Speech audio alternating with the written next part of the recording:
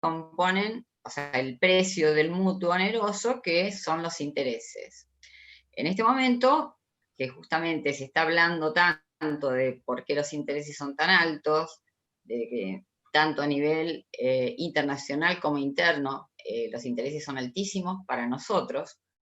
Entonces quería explicarles cuál es la composición, por qué un interés en un mutuo, en un préstamo, digamos, hablemos de un mutuo que puede ser dinerario o un mutuo que no puede ser dinerario. Descartemos el mutuo no dinerario. ¿Cuál puede ser el interés patrimonial, digamos, de alguien que presta algo para que después de un tiempo determinado le devuelvan la misma cantidad de cosas de la misma calidad? El factor tiempo es factor esencial en el mutuo, ¿sí?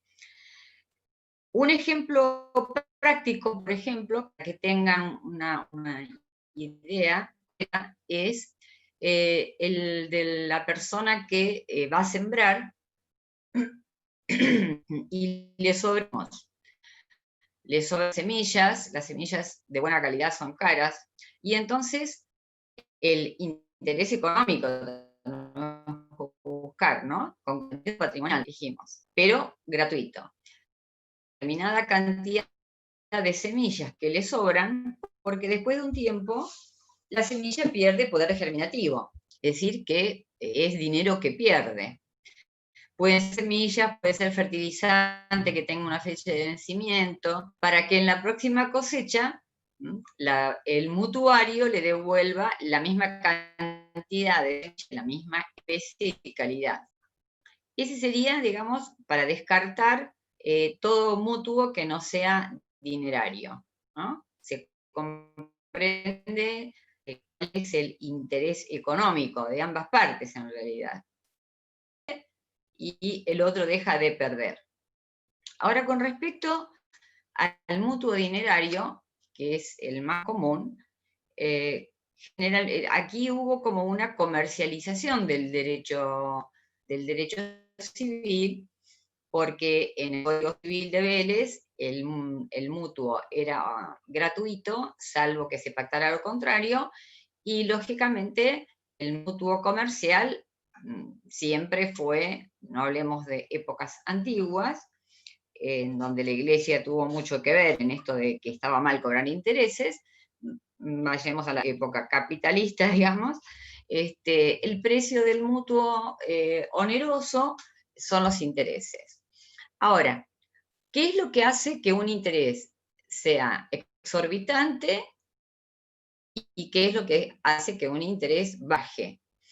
Hay un trabajo muy interesante de un autor ya antiguo, no creo que se consiga el libro, que escribió sobre, que se llama Messineo, escribió sobre el interés y la escoria de los intereses.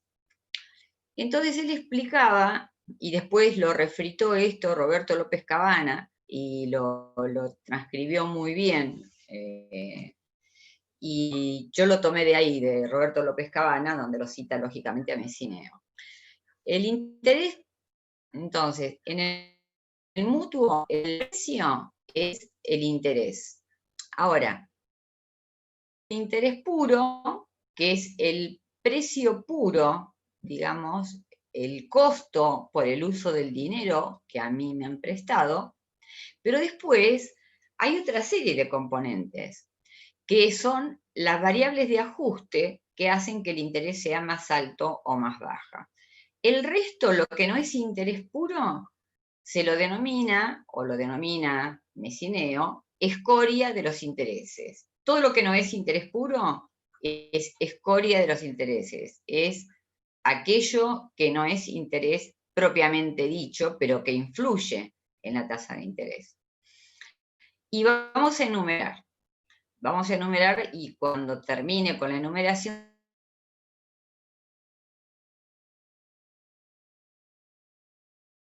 a nosotros nos prestan internacionalmente al 17% en dólares, cuando a otros países, a Uruguay le prestan al 6% anual, ¿no? 5, 6% anual, 5%, es una tasa razonable en dólares. Pues a nosotros prestan el 16%, incluso nos han prestado el 17%. Entonces, en esto que no es el interés puro, influyen. Primero, cuando hay riesgo de incobrabilidad, es decir, hay un alto índice de morosidad. Entonces, digamos que la entidad financiera, quien presta, tiene el riesgo muy elevado y por lo tanto el Banco Central, que es el ente de control, evalúa cuál es la política de ese banco para estar prestando, a quién le presta. Entonces, riesgo de incobrabilidad es un elemento. Seguros. Tanto si ustedes se fijan en una tarjeta o en una cuenta corriente, hay un seguro de vida, que sería seguro de realidad, pero vende poco, decir seguro de muerte, sobre el saldo que puede quedar si la persona fallece. En realidad, el cliente de la compañía de seguros es el banco, porque saca un seguro por todos, ¿no es cierto?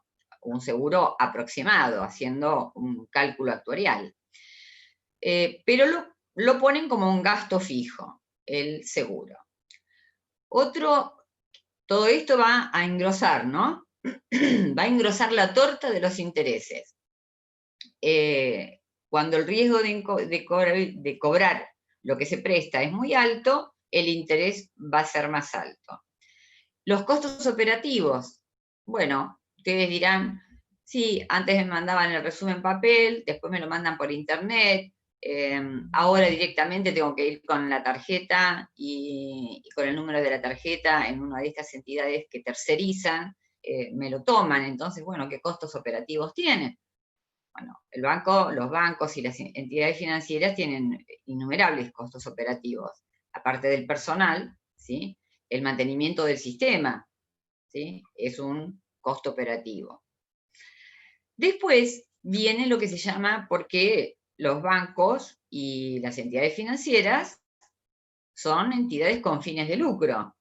De hecho, no pueden tener otra figura jurídica que no sea los de una sociedad anónima. No puede haber un banco que sea una SRL. Tenemos a los pocos bancos cooperativos que hay, ¿no? Que son cooperativas. Como tienen fines de lucro, ese lucro, esa ganancia por prestar, se llama spread. El spread es la ganancia. Eso también entra dentro de la tasa de interés. Y además, como la cerecita del helado y lo que nos dispara los intereses en este momento, bueno, en la Argentina esto pasa paulatinamente cada 10 años, por lo menos, pero últimamente la crisis ha sido más pronunciada, es la inflación. Es decir, que la inflación real determina el interés que van a cobrar, que les van a cobrar cuando ustedes pidan un mutuo dinerario. Entonces, en aquella época en donde decían que no había inflación, uno agarraba o pedía un préstamo y cuando no dan un préstamo a tasa fija, ¿no? Porque era variable, y era variable porque variaba la inflación, era variable por otro motivo. Entonces los intereses a los mutuos a tasa fija los daban y aún los dan por plazos cortos. O cuando un banco es oficial, digamos, y tiene una política en un determinado momento de tener un objetivo, digamos, social, ¿no? Pero alguien tiene que cubrir el spread. El Estado de otra forma, de alguna manera tiene que cubrir esa brecha que queda. Entonces, cuando hablamos de intereses, tenemos que diferenciar el interés a tasa activa y el interés a tasa pasiva. Nosotros, cuando pedimos prestado a un banco o una entidad financiera o a un prestamista privado, nos van a cobrar el interés a tasa activa. Quiere decir que es el más alto. Y el interés a la tasa pasiva es aquel que, si tenemos dinero depositado en un plazo fijo, por ejemplo, en el banco, nos da el banco mensualmente, nos acredita por tener ese dinero, digamos, en su institución. En una caja de ahorros será más bajo. Entonces, ¿por qué me parece esto? Porque cuando hay una regulación de honorarios o cuando nosotros lo pedimos en la demanda, recuerden que en toda demanda existe lo que se denomina principio de congruencia. Es decir, si nosotros pedimos una suma de dinero que se adeuda a nuestro cliente y no pedimos los intereses, el juez no va a ponderar los intereses en la sentencia. Pero si pedimos los intereses, tenemos que decir a qué tipo de interés. Siempre, por supuesto, si somos los acreedores, vamos a pedir que se aplique la tasa activa.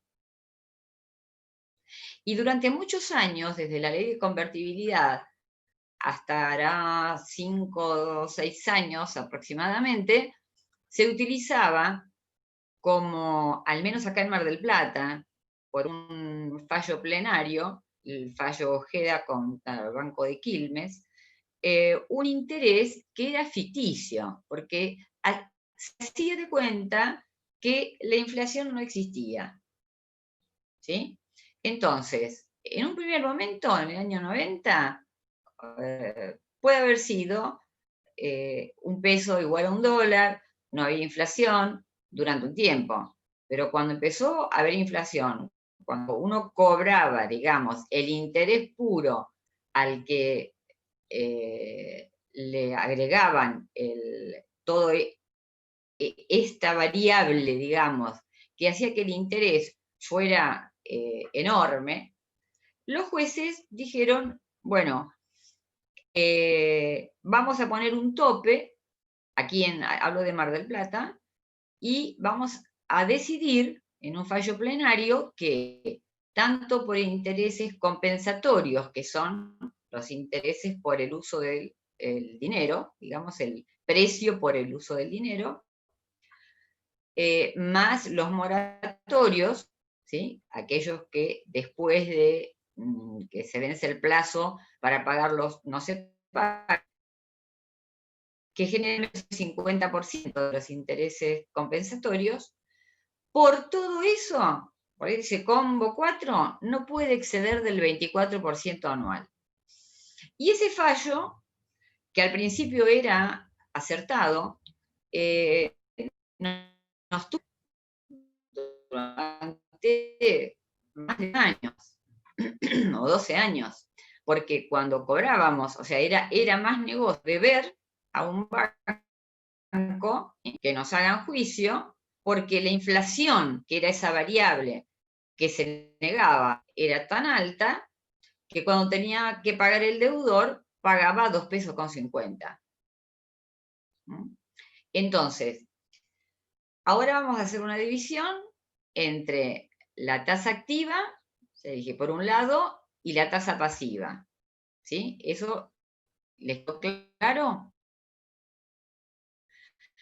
Por otro lado, la tasa positiva, fíjense hasta qué punto es importante el tema de la fijación de los intereses, que también se divide o se clasifica, porque hay muchas clasificaciones, así como clasificamos contratos transversalmente, como, digamos, en base a las formas, en base a la función económica.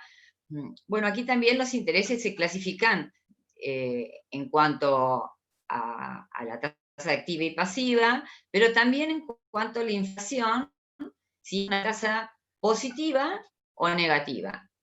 La tasa positiva quiere decir que te están cobrando intereses por arriba de la inflación. Es decir, que el banco o la entidad financiera o la persona que presta, ¿sí?, se ve cubierta de la inflación real, se ve cubierta y además gana, lógicamente, porque para eso presta. Ahora, cuando las expectativas, quien presta pierde. Por eso, en este momento, las tasas son tan altas. La tasa variable, otra clasificación, es el de la tasa variable o de la tasa fija. El Banco Central publica todos los días, la tasa activa y la tasa pasiva, día por día. Mensual de la tasa pasiva para aplicar a una deuda o a un crédito. Y lo mismo pasa con la tasa activa.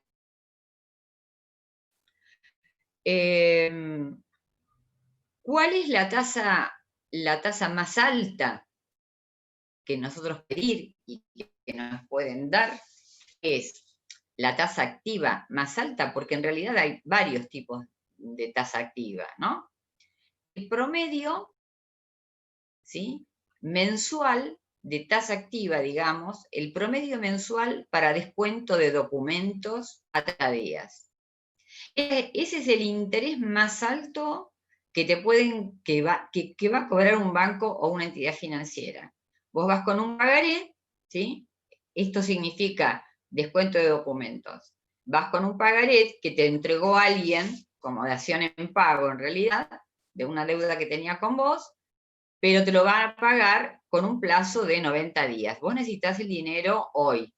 Entonces vas al banco y lo vendés, digamos, se lo cedés, y pedís que en vez de 50.000 pesos, te van a descontar los intereses por descuento de documentos. O sea, en concepto de intereses, te van a descontar muchísimo más, incluso que con un préstamo personal. Entonces, esa es la tasa más alta. Esta situación de no contemplar la inflación como componente, como variable en la composición de los intereses, cambió con el fallo Zamudio.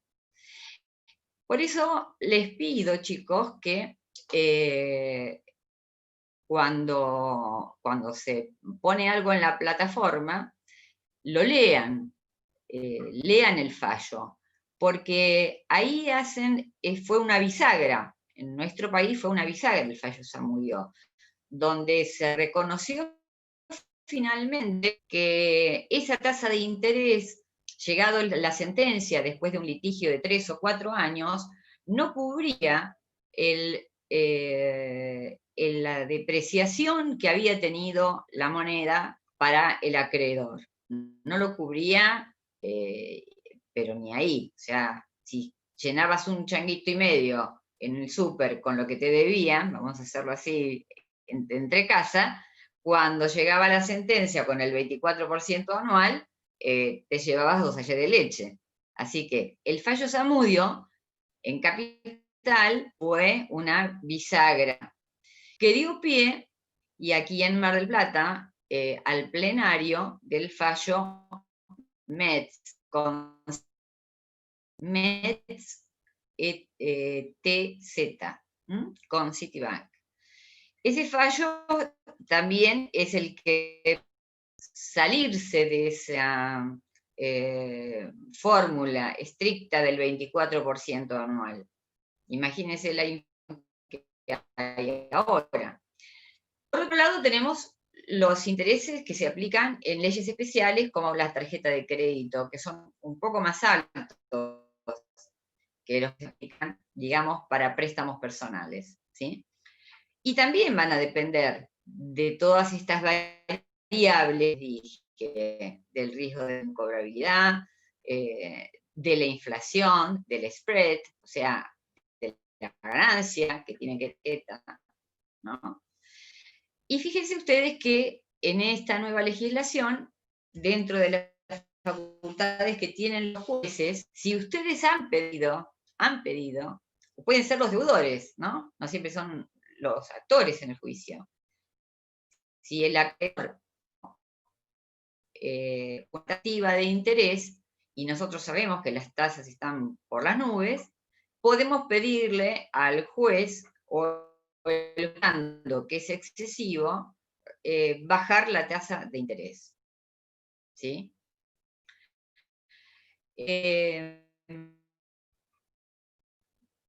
Tasa activa, tasa pasiva, tasa variable, tasa fija.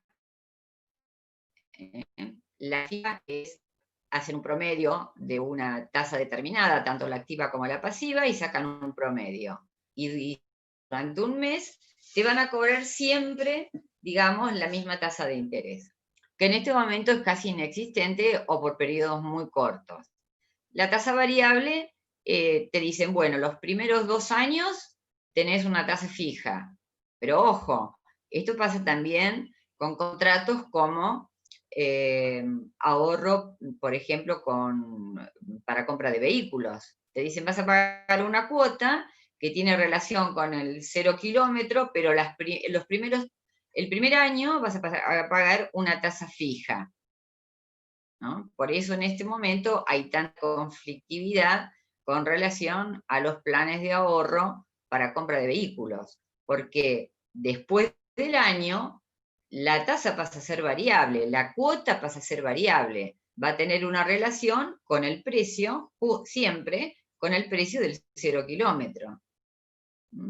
O sea que fíjense ustedes que hay esto de la inflación, redunda, digamos, en distintos aspectos, en distintas áreas, y básicamente en el contrato de mutuo.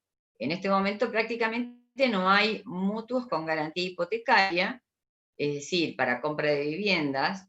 ¿Por qué? Porque tenés que ganar, a lo mejor, como mínimo la cuota es de 15.000 pesos, ¿sí? Para poder cubrir, digamos, y además vivir. O sea que solamente muy pocas personas tendrían acceso en este momento, que es uno de los grandes problemas.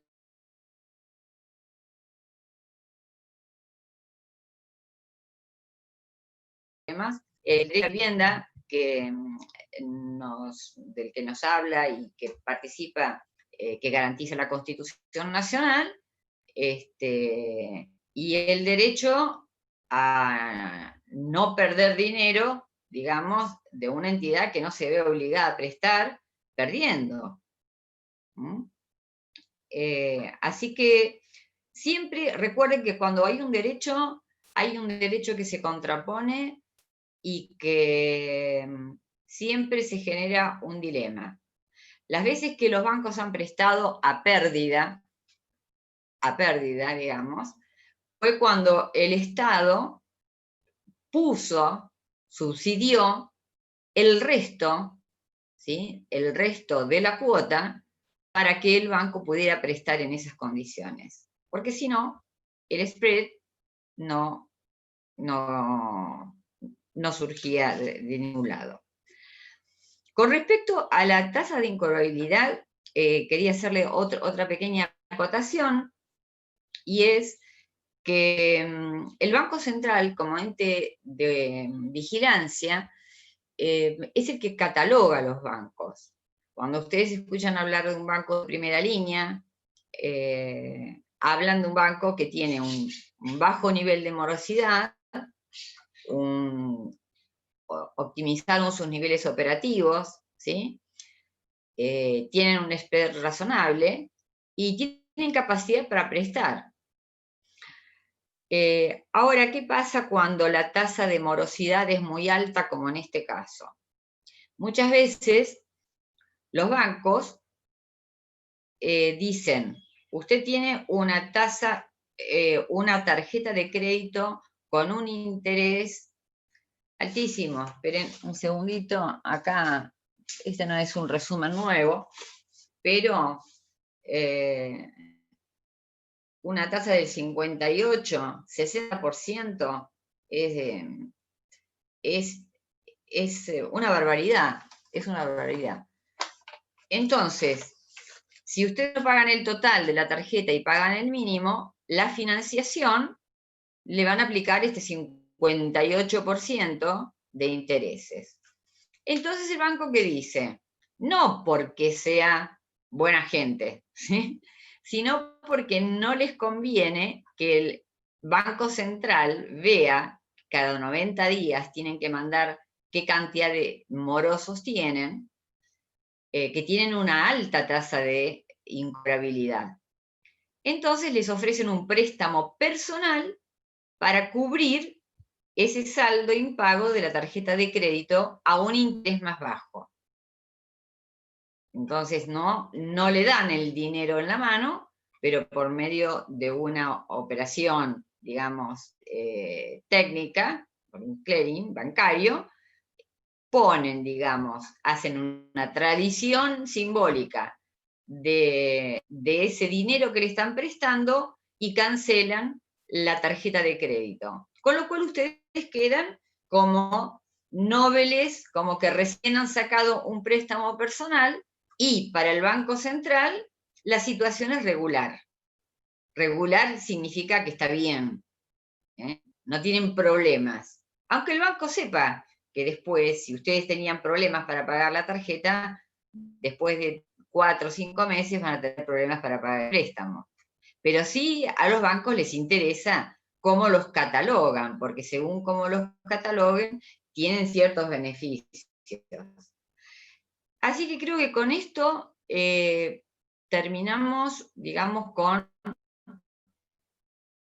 creo que lo han entendido. Si tienen alguna duda con respecto a esto, porque es importante cuando nosotros pedimos una tasa determinada de intereses, si es un crédito alimentario, están peleando, por ejemplo, por los intereses que le deben a nivel jubilatorio.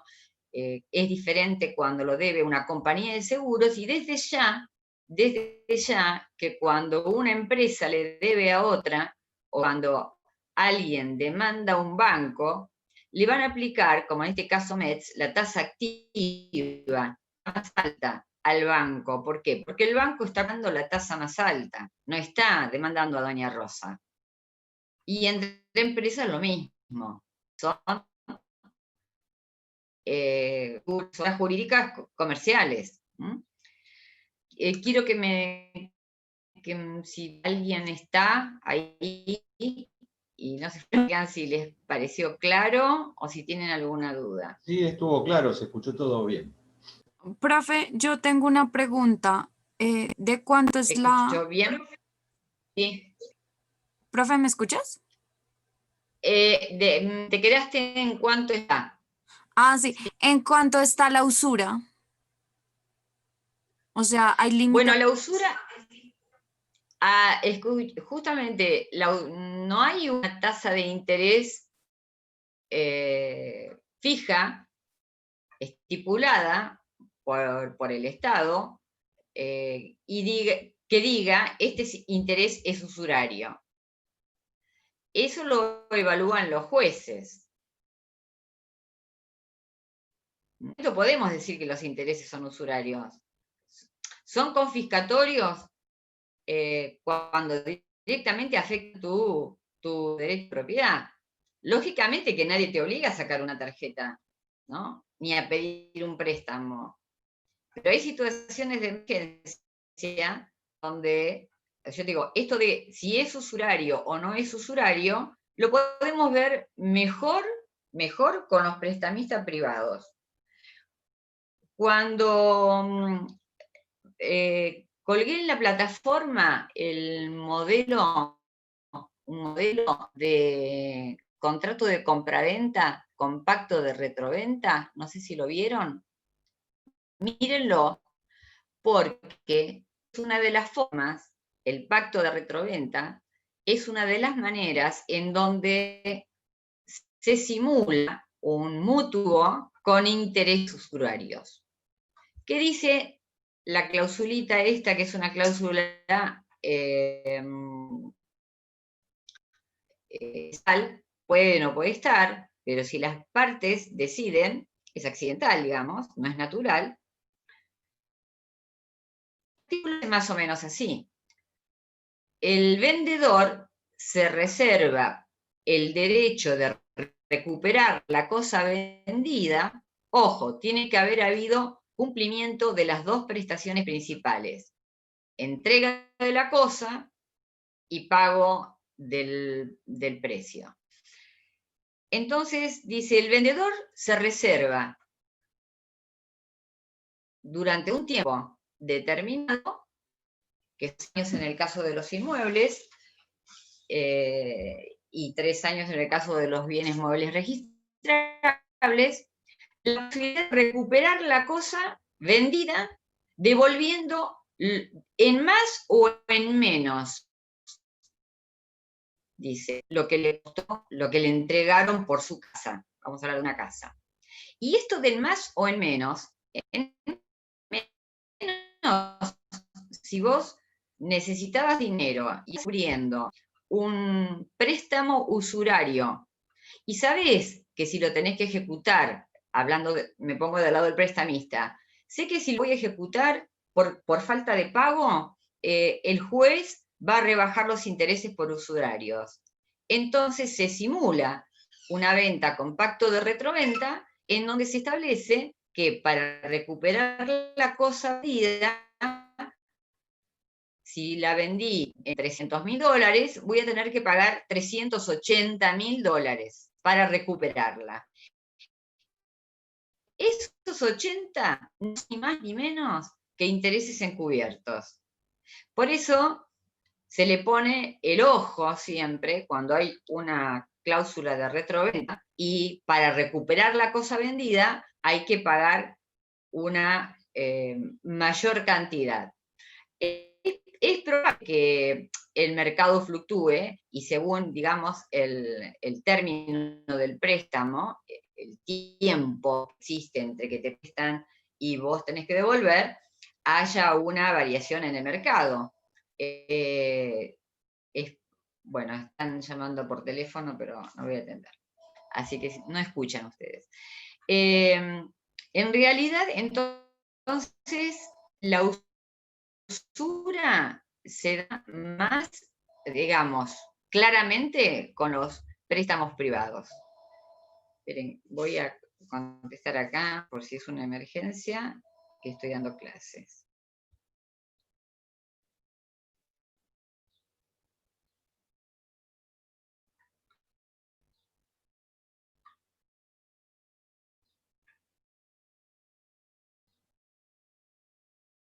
Mi socio, sí, algo de tribunales, no importa, todo puede esperar. Pero el tema, Paula, fuiste, ¿no? Vos la que me preguntaste, Sí, profe. de cuándo algo es usurario, en realidad queda la discrecionalidad del momento en que esté viviendo el país. Como la inflación se disparó, todos sabemos que los intereses son usurarios. El tema es que el juez haga lugar ante la ejecución, digamos, de ese tipo de tasa de interés y que no lo tome como usurario. Lo puede bajar, pero en este momento se están manteniendo bastante firmes en mantener el interés pactado. Y sobre todo, para evitar esto, los bancos y las entidades financieras están dejando de dar préstamos. Sobre todo, por eso les dije, tasa fija, que es predecible para el mutuario, a muy corto plazo. ¿Alguna otra pregunta? ¿Que te quedó más o menos, contesté lo que me preguntaste? Sí, profe, gracias. Es que nosotros, o sea, en Colombia sí tenemos una fija. O sea, si tú superas el 28% de la tasa, ya es usura. Bueno, acá no. Imagínate, si te digo que están cobrando 58%, 60% de interés en las tarjetas de crédito anuales, es una barbaridad. Estamos en la misma tasa, en el mismo rango de intereses que cuando fue el gran debacle en el 2002. estaban, me acuerdo porque trabajaba para un banco en ese momento, me tocó bailar con la mafia.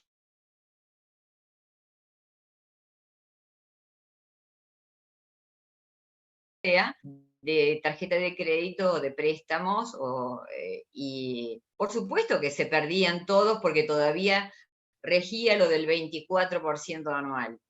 Pero a partir del fallo Zamudio, se liberó.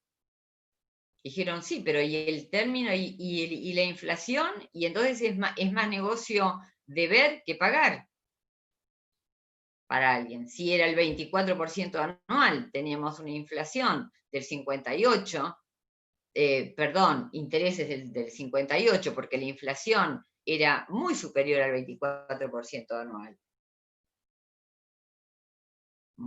Entonces, nosotros todavía, con esta inestabilidad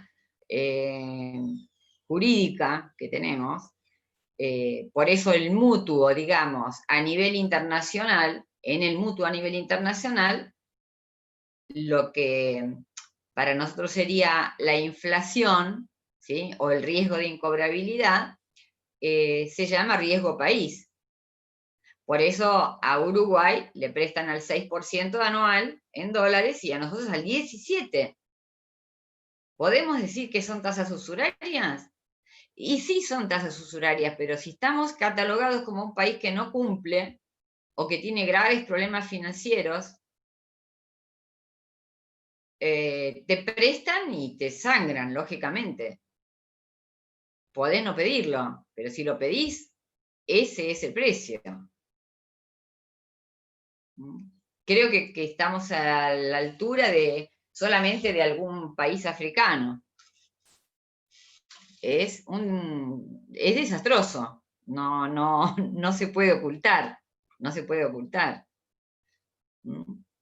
Ayer escuchaba que estaban vendiendo pan dulces por internet, ahora una empresa muy conocida de Buenos Aires, con una marca muy conocida, en cuotas. O sea, se empieza a pagar ahora porque cada pan dulce costaba alrededor de 2.000 pesos. Entonces empezabas a pagarlo en cuotas ahora para que en diciembre tuvieras un pan dulce. Sí, 1,5 kilos, lo que quieras. Pero la fruta seca, entonces preguntaban, las frutas, las almendras, las nueces, ¿cuánto están aumentando mensualmente? Un 25% cada mes. Es una barbaridad. Porque quien produce tampoco puede hacer un análisis de costos. Entonces, esto de no poder generar un método para decir cuándo algo es usurario, solamente diría que queda más en evidencia cuando el prestamista es privado y como hubo una venta con pacto de retroventa o una venta con garantía hipotecaria, por ejemplo, y para recuperarlo tenés que pagarlo, y se queda con la casa. Ahí, pero con el pacto de retroventa es, digamos, clarito, clarito. Cuando para recuperarlo tenés que pagar mucho más.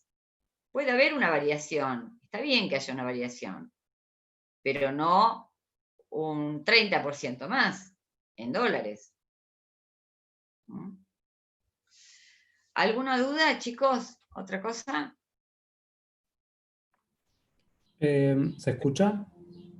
Sí, perfecto.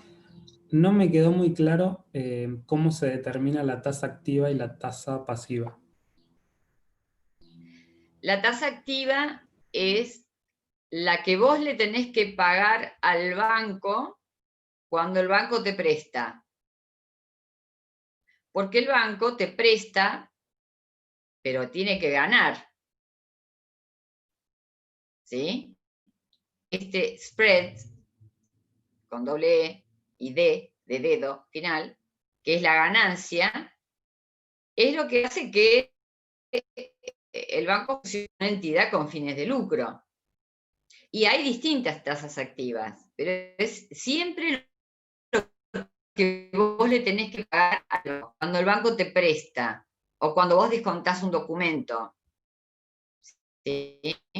La tasa pasiva es la que el banco te da a vos por tener dinero depositado en tu cuenta corriente, en tu caja de ahorro o en un plazo fijo. Esa tasa es la pasiva. A veces te tientan, ¿viste? Cuando no quieren que se compren dólares y dicen, bueno, elevamos la tasa pasiva de los plazos fijos a tanto. Vamos a elevarlo en un 3% más, para que la gente se vea tentada, digamos, a poner un plazo fijo, pero también tiene sus cosas. Dicen, sí, pero la tasa pasiva que te va a dar el banco por un plazo fijo va a ser negocio para vos si lo dejás más de 90 días. Y aquí, en este momento, aquí y ahora, 90 días es largo plazo para nosotros. Fíjate vos, y lo habrás escuchado, las fluctuaciones que tuvo el dólar oficial y el dólar que necesitas, la cantidad de pesos que necesitas para comprar un dólar en la calle. Y no podés comprar más de $200 por mes a precio oficial. Así que eso te marca esa brecha entre lo que sí se estipula como el precio del dólar, que es ridículo, porque no podría haber una diferencia de 88 pesos a 170 para comprar un dólar. Lo de la tasa activa me llegué a explicar. Sí, se entendió muy claro. Cada vez que el banco te da a vos intereses por algo que vos tenés en tu haber en el banco, es tasa pasiva. Cuando vos pedís prestado en mutuo o descontás un documento porque te van a adelantar el dinero que te tendrían que dar de 90 días, eso también es tasa activa, ¿sí? No solamente la de los préstamos, pero te están adelantando y están asumiendo el riesgo, además, que el pagaré no lo puedan cobrar o que sea insolvente. Por eso esa tasa es la más alta, la de descuento de documentos a 30 días.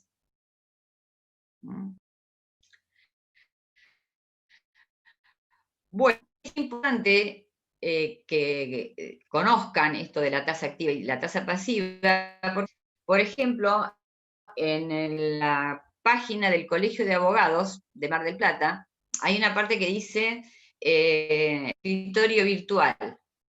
¿Sí? Cualquiera puede entrar googleándolo. Y en ese escritorio virtual hay una partecita que dice liquidez.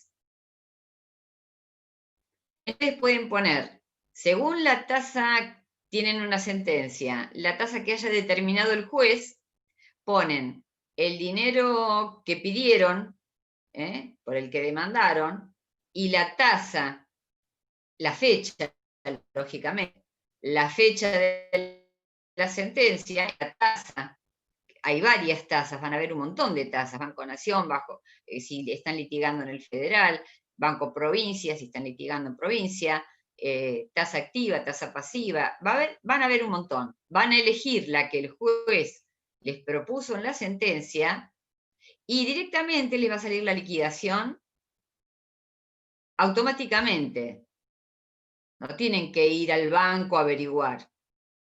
Es una herramienta que también está en el Colegio de Abogados de Capital Federal y en todos prácticamente, ¿sí?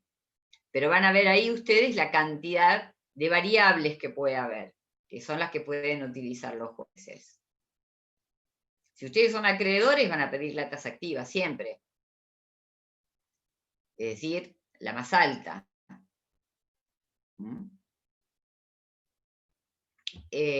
Negativa y positiva, si es superior a la inflación, la tasa de interés es positiva. Si es la tasa de interés es inferior a la inflación, es negativa.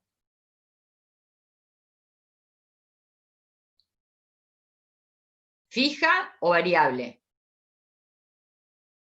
Piden un mutuo, un préstamo, siempre la misma cuota. Variable es según la variación promedio que el Banco Central tira todos los días, se lo tira a los bancos. Iban a sacar un promedio, digamos, de esa tasa para cobrarle todos los meses una cuota de un mutuo dinerario cuya tasa es variable. Por eso se hace tanto hincapié en la Ley de Defensa del Consumidor, en la reforma del 2008, en que en los servicios financieros hay un artículo que se especifica claramente que cuando el consumidor toma un servicio financiero, puede ser un préstamo, puede ser un crédito con garantía hipotecaria, o con garantía prendaria, o con un seguro de caución, es una empresa que te vende la garantía, digamos, de alguna forma, en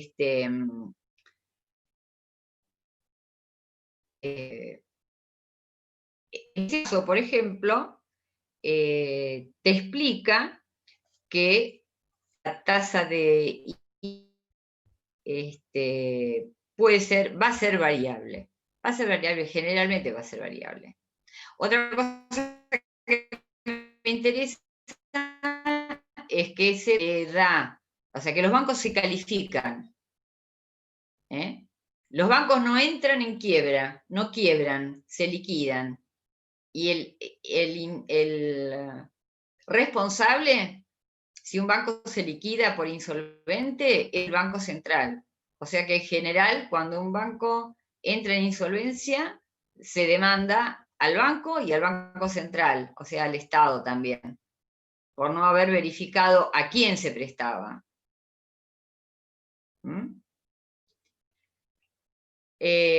Bueno, negativa y positiva, ya está, ¿no? Creo que no me...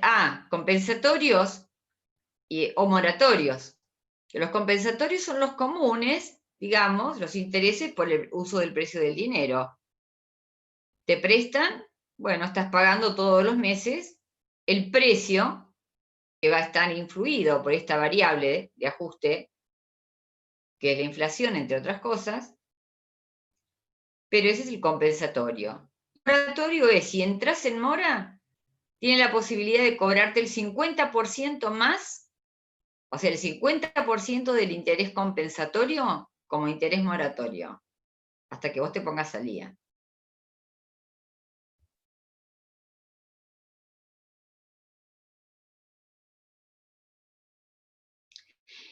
Esto, visto desde otra óptica, digamos que la cláusula en un contrato de locación tiene más o menos la misma función, solamente que vos sabés en un contrato de locación de inmuebles que si no se pagare o no se restituyera el inmueble, va a deber el 5%, por ejemplo, del precio del alquiler hasta la efectiva restitución del inmueble.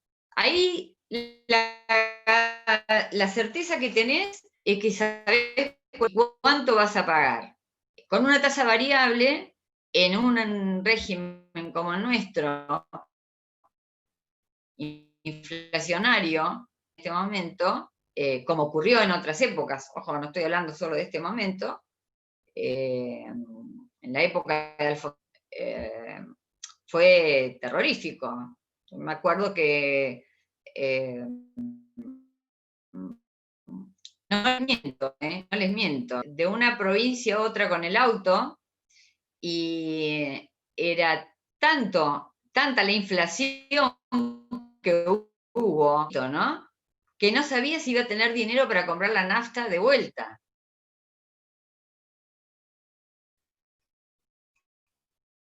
Creo que ceñé un auto, porque había cobrado unos buenos honorarios,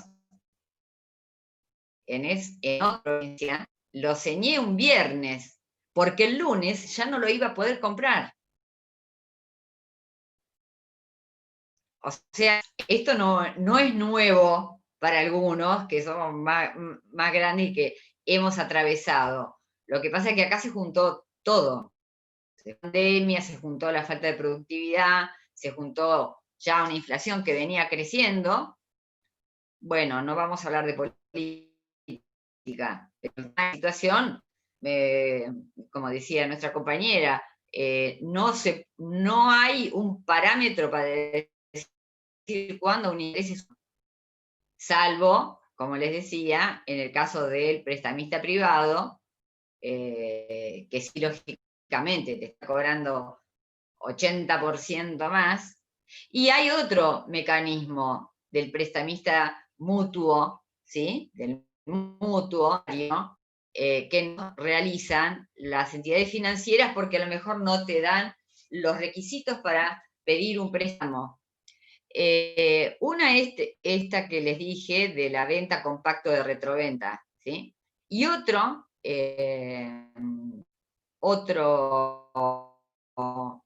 manera, otra modalidad que se utiliza mucho, menos riesgosa, es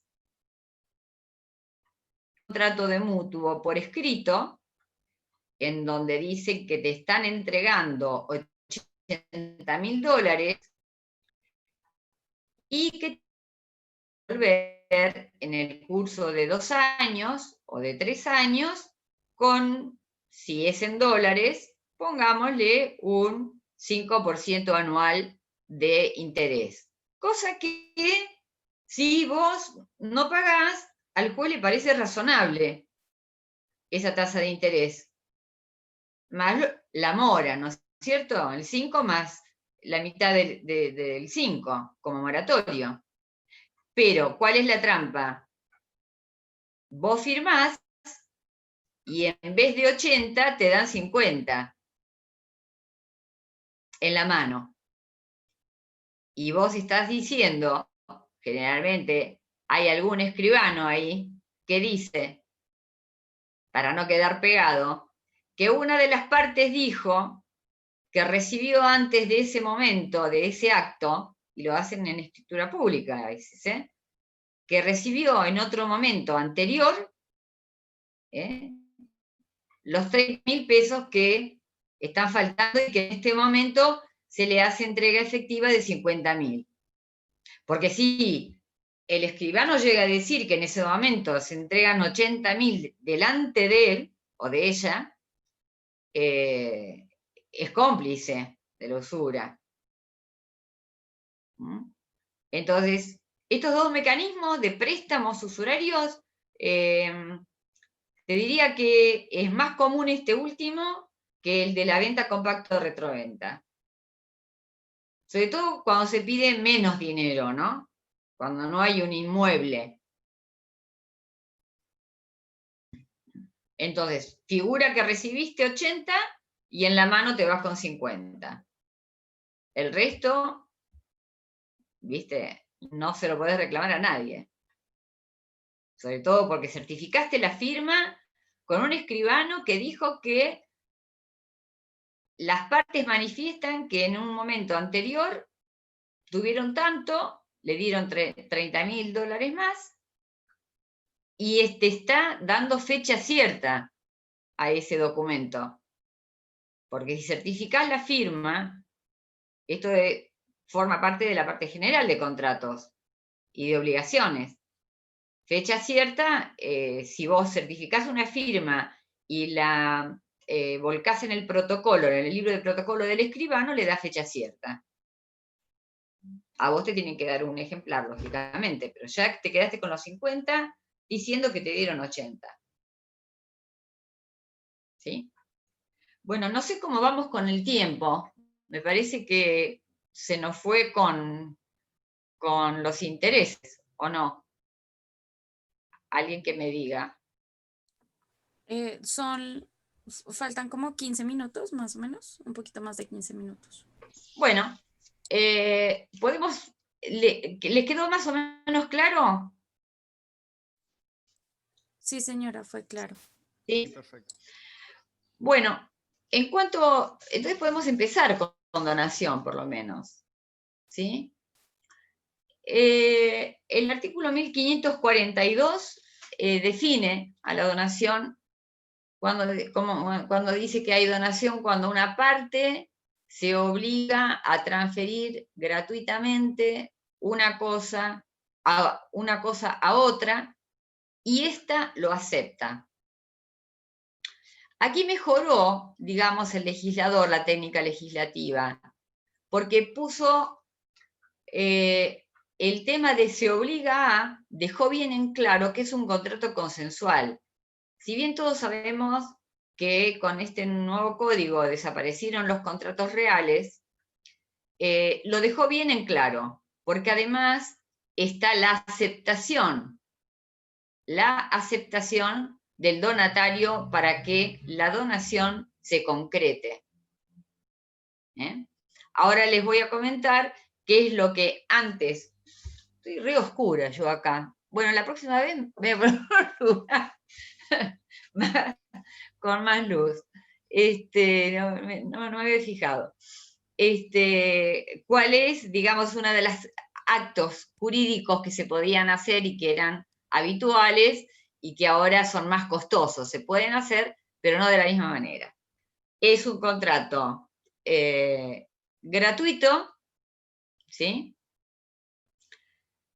Que es sobre cosas. Si fuera sobre derechos, estaríamos hablando de una cesión de derechos gratuita.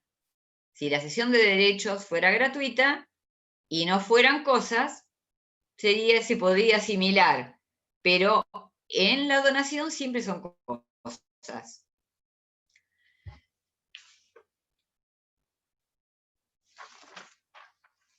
Es unilateral, ya que se obliga el donante. En las donaciones con cargo, quiere decir con una obligación de hacer algo, la obligación es accesoria para el donatario, así que sigue siendo unilateral. No pierde su capacidad de su clasificación de contrato unilateral.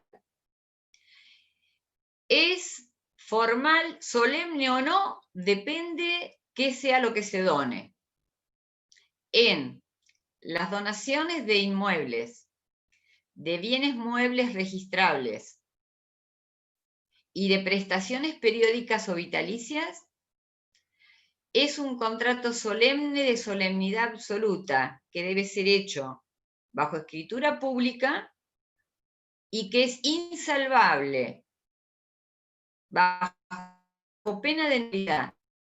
No es que se convierte en una obligación de realizar la escritura pública. No, es nulo de nulidad absoluta. Ahora, si lo que se dona son bienes muebles no registrables, es normal. Incluso puede ser de ejecución instantánea, cuando se entrega en el momento, o te lo puedo donar, porque es un contrato consensual, y te lo voy a entregar el mes que viene. ¿Sí? Eso no le quita, digamos, ningún elemento a la donación. Hay que tener presente que hay algunas donaciones, si bien decimos que la donación es un contrato gratuito, el legislador dice, no el legislador, la doctrina lo dice, que hay ciertas donaciones con cierto sesgo de onerosidad. O sea, que tienen como un componente de onerosidad, que lo dice incluso el artículo 1564. ¿Cuáles son? Las donaciones mutuas, que ya las vamos a ver la clase que viene, las remuneratorias y las donaciones con cargo.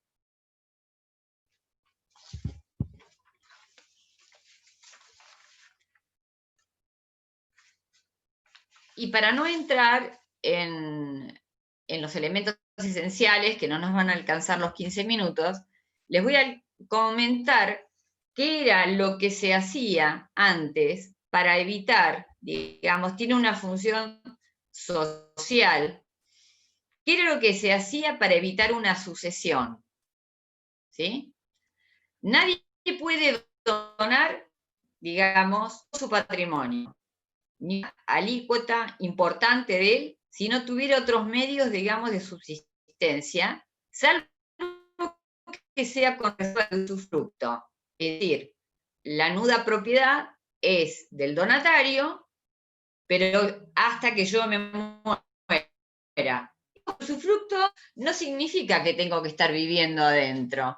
Significa poner, hasta puedo alquilarlo y no me gusta la casa porque es húmeda y me voy a un departamentito. Pero tengo el usufructo, el uso de ese departamento, de esa casa que yo doné. ¿Mm? Ahora, las donaciones que se hacían a los herederos, ¿sí? En reserva de usufructo de los padres, evitaban abrir una sucesión, porque el usufructo termina con el fallecimiento del usufructuario, que es el donante. Entonces, ya directamente se unificaba, el dominio era pleno para los donatarios. Pasabas a ser dueño directamente sin tener que abrir una sucesión, con todo lo que eso implica. Ahora, como hacer una donación cuesta en materia de muebles, yo digo, bueno, tengo 3 hijos, tengo un departamentito de un ambiente para cada uno, le doy una donación en vida, sí, sobre todo, y se hace para evitar conflictos posteriores, ¿no? Yo dono en vida para darle esto a uno, esto a otro y esto a aquel. Lógicamente, que es un dominio revocable en la medida en que no se respete la legítima de los herederos. La legítima es aquella parte de la cual yo no puedo disponer, digamos, como adelanto de herencia sería, ¿no? Porque si dono, tengo una casa enorme y le dono a 2 de mis hijos y al tercero no, pues cuando yo fallezca, y eso se va a evaluar en el momento del fallecimiento, porque la donación es un acto entre vivos, no es un testamento. Pero en el momento del fallecimiento, si yo dispuse, digamos, y no le quité la posibilidad de parte de mi patrimonio a uno de mis herederos forzosos, que es el otro hijo, van a tener que hacer lo que se llama colacionar los bienes en la herencia. Después eso lo van a ver en sucesiones, porque ahí viene todo un tema de qué valor se toma, si en el momento de la donación o en el momento del fallecimiento, ¿sí? Como para ahí pueden venir las compensaciones, deducidas las deudas del muertito, como digo yo, bueno, para sacar un poco de formalidad. Pero lo que se hacía, como la donación tiene el mismo costo que la compra-venta, ¿sí? Se hacía una oferta de donación. Por eso es importante este primer artículo de donación, que habla de la aceptación.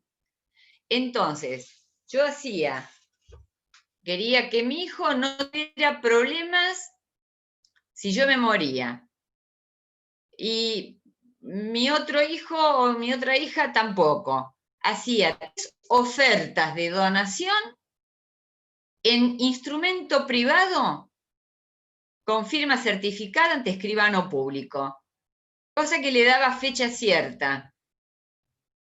Yo seguía siendo la propietaria, el dominio pleno lo tenía yo del inmueble, y cuando fallecía, iba cada heredero, cada hijo, ¿sí?, a aceptar la oferta de donación. ¿Se comprende? Cuando el contrato siempre es bilateral, como acto jurídico, pero era una trampita que se hacía, porque un instrumento privado cuesta 2 mangos con 50, y si tenía que hacer 3 donaciones, o una donación a 3 sobre un inmueble importante, pues tenía que pagar el mismo precio al Estado, ¿sí?, que si fuera una compraventa. Bueno, eso ahora no se puede hacer más, ¿sí? Entonces, es importante, y por eso quería resaltar esto que dice el primer artículo. Se obliga a transferir gratuitamente una cosa a otra y ésta lo acepta. O sea, para que haya donación, tiene que haber oferta y aceptación. ¿Sí? ¿Está claro? ¿Alguna duda? Convengamos que, hablando de apoderamiento, también se gestionaban poderes especiales para que uno de los hijos pudiera vender después de mi muerte. En este momento, bueno, el poder en general termina con la muerte del mandante, del poderdante en este caso. Salvo cuando sea para un caso específico, pero tiene que haber por lo menos un boleto de compraventa, en donde haya un tercero que esté reclamando. Un boleto de compraventa que tiene un montón de requisitos, que tiene que estar inscrito. Esa es una de las pocas excepciones en donde yo puedo realizar, apoderar a otro para después de mi muerte, sin que sea un testamento. Pero eso es, digamos, una nota de color. Lo importante es con respecto a la donación, que me interesa que les quede claro lo que se hacía y lo que ahora ya no se puede hacer. Así que en la próxima clase, bueno, vamos a desarrollar posiblemente el material que subí, que está visible, creo, el material que está visible, por ahí lo amplíe un poco, si ven que algo cambia, no va a cambiar para mal, sino que le voy a agregar algunas cosas, ¿sí? Y creo que les puse también un contrato de donación anual de muebles no registrables, porque uno se imagina que generalmente puede ser verbal, pero también puede ser escrito, y esto lo tienen en la plataforma. Creo que puse también una donación de inmuebles, después me voy a fijar bien. Así que, bueno, ahora sí, creo que con esto por lo menos redondeamos cuáles son las características y esta práctica, digamos, que el primer artículo, el 1542, dejó bien claro, primero que es un contrato consensual y después que se necesita la aceptación para que haya donación válida, digamos. Y que si es un inmueble, o bien un inmueble registrable, o una renta vitalicia, tiene que ser hecho bajo escritura pública, bajo pena de nulidad. ¿Estamos con eso? Sí, profe, gracias. Sí, perfecto. Bueno, la próxima me voy a poner en un lugar con más luz. Porque los comparo con ustedes y ni yo me veo. Bueno.